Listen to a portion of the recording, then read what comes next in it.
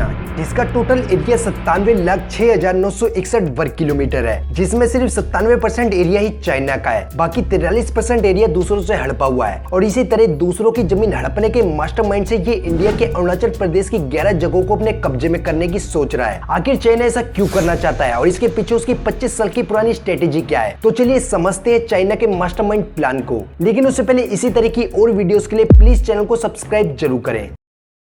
Chinese government द्वारा अरुणाचल प्रदेश की 11 जगहों के स्टैंडर्डाइज नामों की लिस्ट रिलीज करने के 2 दिन बाद इंडियन अथॉरिटी ने ट्यूसडे अप्रैल 4 को कहा कि rejected the move outrights. Indian ministry of external affairs के स्पोक्स पर्सन अरिनंदन बगची ने एक स्टेटमेंट में क्लियरली कहा कि ये पहली बार नहीं है कि चाइना इस तरह के कोई अटेम्प्ट कर रहा है और हमने उसको खंडन किया था ऐसे अटेम्प्ट्स का।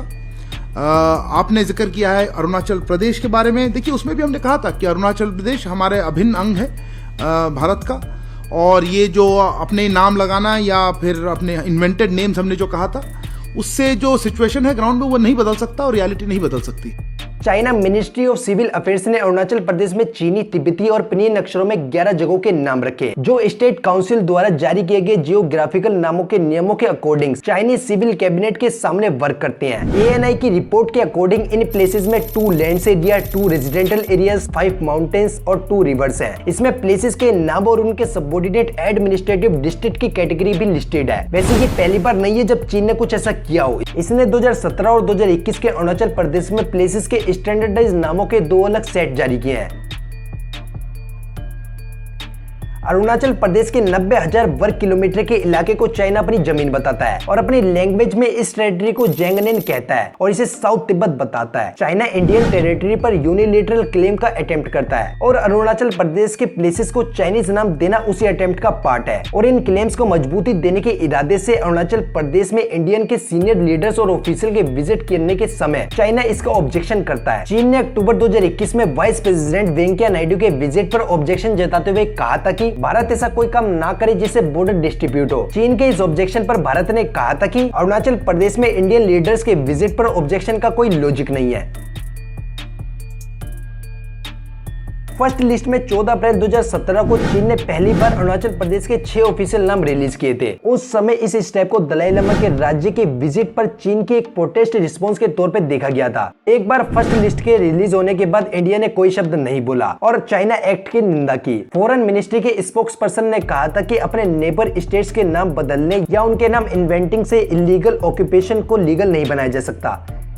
सेकेंड लिस्ट 4.5 साल बाद यानी कि 2021 में चाइना ने स्टेट्स में जगहों के लिए नामों का एक और सेट रिलीज किया। गवर्नमेंट ग्लोबल टाइम्स के अकॉर्डिंग इसमें 8 रेजिडेंशियल एरियाज, 4 माउंटेन्स, 2 रिवर्स और 1 माउंटेन से निकलने वाला एक रास्ता था। दूसरी लिस्ट रिलीज होने पर स्ट्रॉन्ग रिएक्शन देते हुए उस टाइम इंडिया ने कहा था कि अरुणाचल प्रदेश भारत का अभिन्न अंग है और हमेशा रहेगा।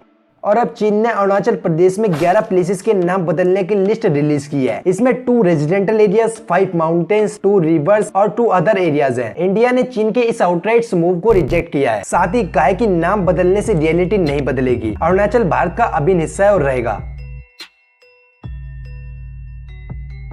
इंडिया और तिब्बत के बॉर्डर को मैकमोहन लाइन कहते हैं। ये इंडिया के ईस्टर्न रीजन को तिब्बत से अलग करती है। इंडिया और चीन के बीच डिस्ट्रीब्यूट भी इसी मैकमोहन लाइन को लेकर है। साल 1914 से पहले तक तिब्बत और भारत के बीच कोई फिक्स्ड बाउंड्री नहीं थी। इस दौरान दोनों देशों पर अंग्रेजों का राज था। उस टाइम की इंडियन गवर्नमेंट, चीन और तिब्बत की गवर्नमेंट के बीच शिमला में समझौता हुआ। भारत में मैकमोहन लाइन को दर्शाता हुआ पहला मैप साल 1938 में ही ऑफिशियली पब्लिश किया था। शिमला समझौते में चीन को रिप्रेजेंटेड रिपब्लिक ऑफ चीन के ऑफिशियल ने किया था। दरअसल साल 1912 में किंग राजवंश को उखाड़ फेंकने के बाद रिपब्लिक ऑफ चीन बना था। ये कम्युनिस्ट गवर्नमेंट साल 1949 तक ही सत्ता में रह पाई। इसके बाद चीन में नई सरकार आती है और देश का नाम पीपुल्स रिपब्लिक ऑफ चीन हो जाता है। पहली बार भारत और चीन के बीच रिश्ते खराब तब हुए जब 1951 में चीन ने तिब्बत पर कब्जा कर लिया। चीन का कहना था कि वो तिब्बत को आजादी दिला रहा है। इसी दौरान भारत ने तिब्बत को अलग राष्ट्र के रूप में मान्यता दी। चाइना शिमला समझौते को ये कहकर रिजेक्ट करता रहा कि तिब्बत पर चीन का अधिकार है और तिब्बत की सरकार के किसी प्रतिनिधि के साइन वाले समझौते को वो स्वीकार नहीं करेगा। साथ ही वह अरुणाचल प्रदेश को भी तिब्बत का हिस्सा बताता है और इसे साउथ तिब्बत कहता है। चीन अरुणाचल प्रदेश पर अपने क्लेम के सपोर्ट में तुआंग मठ और तिब्बत में लासा मठ के बीच हिस्टोरिकल लिंक का हवाला देता है। माना जाता है कि चीन तुआंग मठ पर कब्जा कर बौद्ध धर्म को अपने कंट्रोल में करना चाहता है। तुआंग मठ 400 साल पुराना है और ये माना जाता है कि छठे दलाई लामा का जन्म तुआंग मठ के पास ही साल 1683 में हुआ था।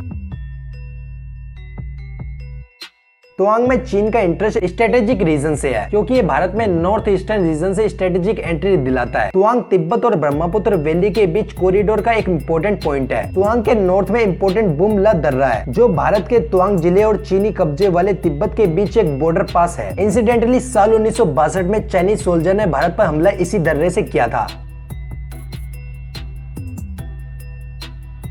तुआंग में ही तुआंग मठ भी है। ये दुनिया में तिब्बती बौद्ध धर्म का दूसरा सबसे बड़ा मठ है। 5वें दलाई लामा के सम्मान में साल 1680-81 में मेराग लेदरो ग्यामत्सो ने इस मठ की स्थापना की थी। चीन का दावा है कि मठ इस बात का सबूत है कि ये जिला कभी तिब्बत का था। इस फैक्ट के बावजूद कि साल 1914 में शिमला सम्मेलन में एक तिब्बती रिप्रेजेंटेटिव के समान लेवल पर एक चाइनीज रिप्रेजेंटेटिव भी शामिल हुआ था। तुआंग तिब्बती बौद्ध धर्म का एक इंपोर्टेंट पॉइंट है। इसी के चलते अरुणाचल प्रदेश की ऊंचाई वाले क्षेत्रों में रहने वाली कुछ जनजातियों का तिब्बती लोगों से कल्चरल कनेक्शन है। इंटरनेशनल रिलेशन में लिखने वाली न्यूज वेबसाइट द डिप्लोमेट में अपनी एक रिपोर्ट में लिखा था कि तुआंग मठ वह जगह है जहां साल 1959 में चीन से भागने के बाद वर्तमान दलाई लामा हफ्तों तक रुके थे। इसलिए चीन के पॉइंट ऑफ व्यू से ये चाइनीज रूल के तिब्बती रेजिडेंट की जगह है। चाइना का मानना है कि तिब्बत में अगर कभी चाइनीज गवर्नमेंट के खिलाफ विद्रोह होगा तो तुआंग इसका मेन सेंटर होगा। साल 1959 में चीन जब तिब्बत पर कब्जा कर रहा था, तब दलाई लामा तुआंग के रास्ते भारत आए थे और कुछ समय के लिए तुआंग मठ में रहे।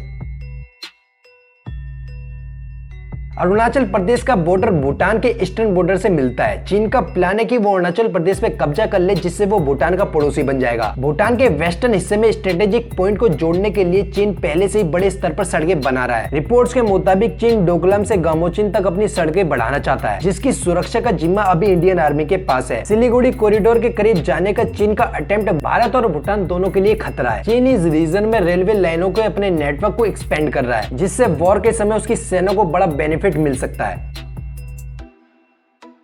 फॉरेन एक्सपर्ट्स और जेएनयू के प्रोफेसर राजन कुमार कहते हैं कि चीन की नाम बदलने की ये हरकतें सिंबॉलिक हैं। चीन बार बार ऐसी हरकतें करके भारत और अपने लोगों को ये बताना चाहता है कि अरुणाचल उसका हिस्सा है, लेकिन इसका ना तो कोई मोरल बेस है और ना ही लीगल। अरुणाचल भारत का हिस्सा है और भारत का ही रहेगा। हाल ही में अरुणाचल में G20 की मीटिंग हुई थी। इस मीटिंग में चीन ने शामिल होने से मना कर दिया। दरअसल चीन ऐसा इसलिए करा क्योंकि वो बताना चाहता है कि अरुणाचल प्रदेश चीन का हिस्सा है, इसलिए वे नाम भी चेंज कर सकता है और बंकर भी बना सकता है और G20 में हिस्सा नहीं लेगा। अगर आप हिस्ट्री देखेंगे तो चीन 20 से 25 बार ऐसी हरकतें कर चुका है। इसके साथ डिफेंस एक्सपर्ट जीएस सोडी कहते हैं कि चीन एक सोची समझी स्ट्रेटेजी के तहत ऐसी हरकतें कर रहा है। चीन उन देशों के साथ ये स्ट्रेटेजी अपनाता है जिनकी वे जमीन हड़पना चाहता है। वैसे चीन का 14 देशों के साथ 22,240 किलोमीटर लंबा बॉर्डर है। चीन का इन सभी देशों के साथ डिस्ट्रीब्यूट है। चीन जिस जमीन पर इलीगल अपना हक जताता है, उनके ये नाम बदलता है और 20 से 25 साल बाद रिलीज अपने नक्शे में इन जगहों को दिखाता है। 20 से 25 साल बाद अपना क्लेम पेश करता है और इंटरनेशनल फोरम में जाता है और कहता है कि ये मेरी जगह और इसका नाम ये है। ये हरकतें सोची समझी स्ट्रेटेजी के तहत कर रहा है और भारत का फॉरेन मिनिस्ट्री चीन को इसके बदले सही जवाब दे रहा है। वीडियो में बस इतना ही। अगर कुछ अच्छा सीखने को मिला हो तो वीडियो को एक लाइक करना